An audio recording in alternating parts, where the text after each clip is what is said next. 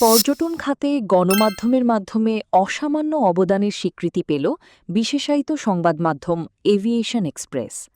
রাজধানীর শেরাটন ঢাকায় টোয়াব আয়োজিত অনুষ্ঠানে প্রতিষ্ঠানটির হাতে তুলে দেওয়া হয় মর্যাদাপূর্ণ টোয়াব international tourism award TITA 2026। Best tourism promotion in media ক্যাটাগরিতে এই সম্মাননা অর্জন করে এভিয়েশন এক্সপ্রেস।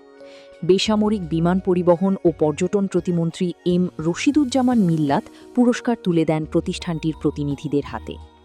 অনুষ্ঠানে প্রতিমন্ত্রী বলেন, দেশের পর্যটন খাতকে অর্থনৈতিক প্রবৃদ্ধি ও কর্মসংস্থানের বড় চালিকা শক্তিতে রূপ দিতে কাজ করছে সরকার। তিনি জানান, আগামী কয়েক বছরে জিডিপিতে পর্যটনের অবদান ৮ থেকে ৯% উন্নীত করার লক্ষ্য নির্ধারণ করা হয়েছে।